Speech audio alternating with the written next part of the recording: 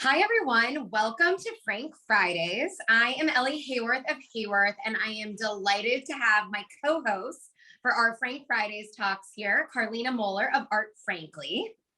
Hello, everyone. And for this talk today, we have Anne Muntges of the Monira Foundation.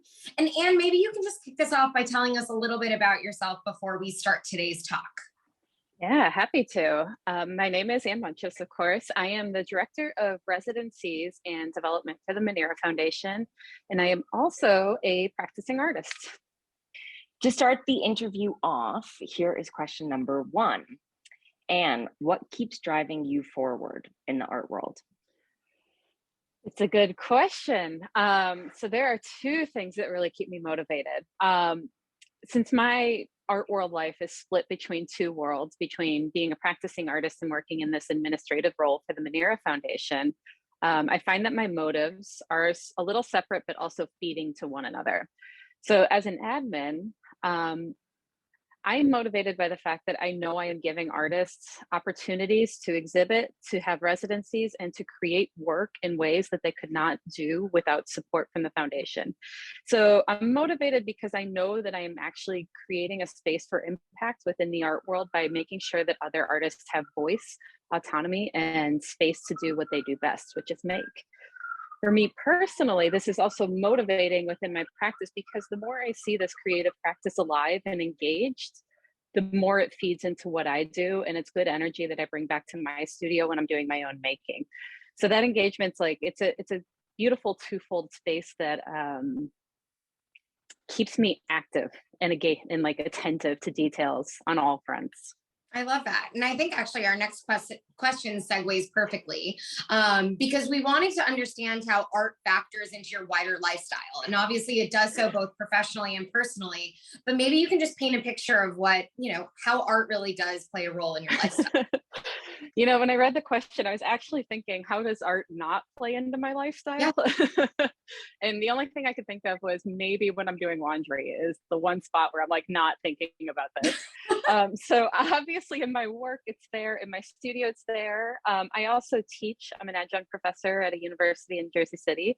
And so I'm also thinking about how to convey information to other students and engaging them with artists in that process.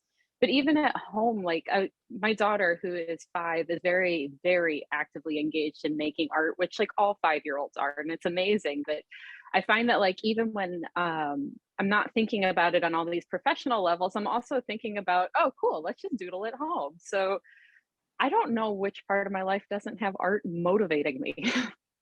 I love that. Well, we certainly welcome that minor adjustment to the question, and I think it's a great one to reinforce just how well infiltrated it is in your life. So it's really exciting. Literally every breathing moment. That is great, Anne. Is there a particular living artist that you admire most, or that you see yourself, looking to in certain ways? This was such a fun question because I thought about it in 2 ways. So I think when I was younger, I didn't know that I didn't think about artists existing on a whole bunch of different platforms because I myself am a visual artist. I was like, the only artists that exist are visual, right? Which is obviously not true. Which means that recently I've been really invested in this idea of how things sort of intertwine. So visual practice, writing practice, music, all of these things. And the one person who's embodied it best for me most recently is Patti Smith. And it's so funny because during the pandemic, it was really hard to not feel bummed out about everything that was going on because obviously our lives were shifted dramatically. And so one of the things I did was pick up a Patti Smith book and start reading. And it just reminded me that A, I love New York. B, there's something beautiful in all of these moments. And so rereading what she was doing made me feel actively engaged again in everything, because even though it was a moment of uncertainty and chaos and unpredictability, there was still something beautiful to be found in there. And so she was, I guess I would say she's probably the one I admire the most because she's the one who's kind of circled me back around several times. I mean, in addition to the fact that she's an incredible writer and a musician, she's also a really interesting maker. So with your love for Patti Smith, if you were to die and come back as an artist or a work of art, who or which would you be? This is also a good question because I'm going to flip it just a little. It's not an exact artist or an exact work of art, it's an art practice. So Ooh. if I were to die and come back, I would come back as a printmaker, wholly embodied within my studio, thinking nothing about work that exists outside of the world, money, or anything that had to keep me sustained.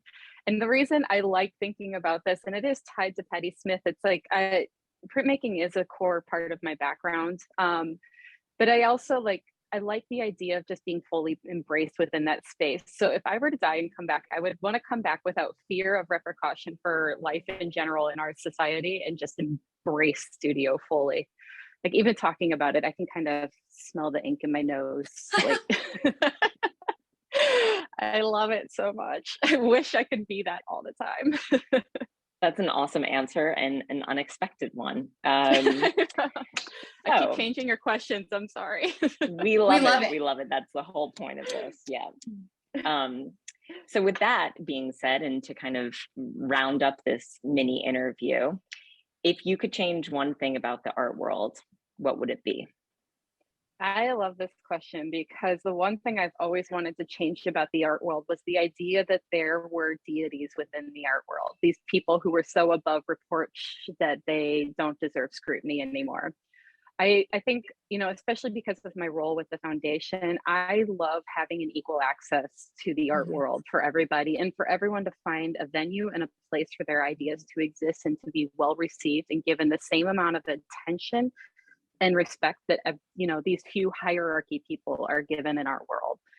And so if I were going to change anything, it would be that we stop putting people on pedestals and really start talking about broader art practices and giving more space for people to exist.